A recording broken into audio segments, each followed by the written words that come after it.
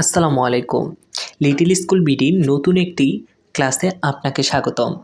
আজকের ক্লাসটিতে আমি আপনাদের এমন কিছু সহজ বাক্য শেখাবো, আশা করছি যেগুলো শেখার পরে আপনারা সহজেই ইংরেজিতে কথা বলতে পারবেন। আর এই বাক্যগুলো আপনি যদি আগে না শিখে থাকেন তাহলে আজকে আপনার জন্য খুবই উপকারী ক্লাস হতে যাচ্ছে এটি। তাই পুরো ক্লাসটি মনোযোগ সহকারে দেখার চেষ্টা করুন। তাহলে চলুন বেশি কথা না বলে শুরু করা যাক। আমি ঠিক আছি। I am okay. আমি ঠিক আছি বলার ক্ষেত্রে বলবেন I am okay. আমি ব্যস্ত। I am busy.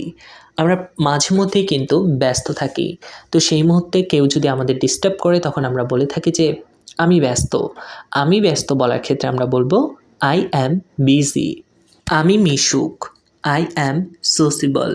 ধরুন আপনি মিশুক প্রকৃতির। আপনি বলতে চাচ্ছেন যে আমি সহজেই সবার সাথে মিশতে পারি। আমি মিশুক। তো এই সহজ বাক্যটিকে যদি ইংরেজিতে বলতে চান তাহলে আপনাকে বলতে হবে I am sociable. I am sociable. আমি ভাগ্যবান। I am lucky. আমরা অনেক সময় আমাদের প্রিয় কিছু জিনিস পেয়ে গেলে বলতে চাই আমি ভাগ্যবান। তো এই ক্ষেত্রে কিন্তু আপনি ইংরেজিতে সহজেই বলতে পারেন I am lucky. I am lucky. আমি গর্বিত। I am proud. আমি গর্বিত বলার ক্ষেত্রে আপনি বলবেন I am proud. আমি উপযুক্ত। I am fit. ধরুন আপনি কোনো কাজের জন্য উপযুক্ত। সেক্ষেত্রে আপনি বলতে চাচ্ছেন আমি উপযুক্ত। এজন্য আপনাকে বলতে হবে I am fit. I am fit. আমি তৃষ্ণার্ত। I am thirsty. ধরুন আপনার তৃষ্ণা পেয়েছে। এক্ষেত্রে আপনি বলতে চাচ্ছেন যে আমি তৃষ্ণার্ত। তো আপনাকে বলতে হবে I am thirsty. I am thirsty. আমি আশাবাদী। I am optimistic. ধরুন আপনি আশাবাদী কোনো কিছুর জন্য। সেক্ষেত্রে আপনি বলছেন যে আশা করাই যায়। তো আপনি যদি বলতে চান আমি আশাবাদী, আপনাকে তাহলে বলতে হবে I am optimistic. I am optimistic. আমি মোটামুটি। I am so. আমাদের কিন্তু প্রায় সময়ই মানুষ বলে থাকে যে কেমন আছো? আমরা তখন বলি আমি মোটামুটি। তো আমি মোটামুটি বলার ক্ষেত্রে আপনি যদি বলতে চান ইংরেজিতে তাহলে আপনাকে বলতে হবে I am so. I am so. আমি লজ্জিত। I am shy.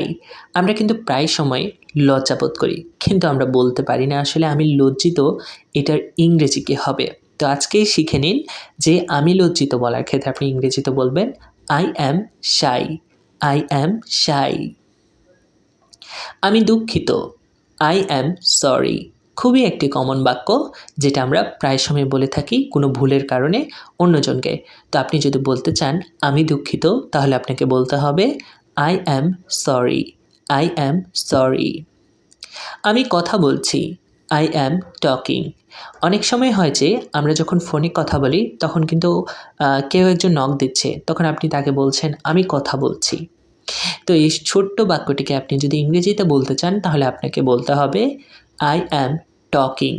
I am talking. আমি অনুভব করছি। I am feeling. ধরুন আপনি কারো প্রেমে পড়েছেন, এবার তাকে একটু অনুভব করছেন। তো আপনি তাকে বলতে চাচ্ছেন আমি অনুভব করছি। তো আমি অনুভব করছি এই বাক্যটিকে ইংরেজিতে বলতে চাইলে আপনাকে বলতে হবে I am feeling. I am feeling. আমি উদ্বিগ্ন। I am concerned. ধরুন আপনি উদ্বিগ্ন, খুবই হতাশায় ভুগছেন, এরকম একটা টেনশন করছেন। তো এই ক্ষেত্রে আপনি বলতে চাচ্ছেন আমি উদ্বিগ্ন। তো আপনাকে বলতে হবে I am concerned. I am concerned. আমি অনুগত। I am devoted.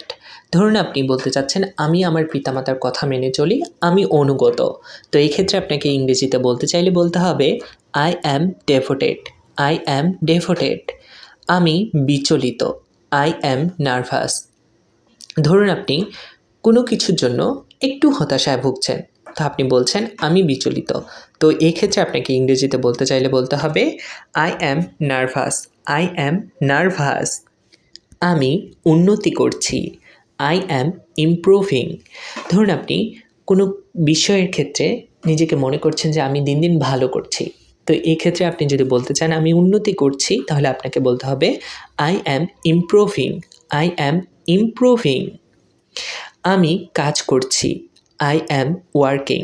আমি কাজ করছি বলার ক্ষেত্রে আমরা বলবো আই অ্যাম ওয়ার্কিং। আমি খুব ক্লান্ত, আই অ্যাম সো টায়ার্ড। আমি খুব ক্লান্ত, আই অ্যাম সো টায়ার্ড।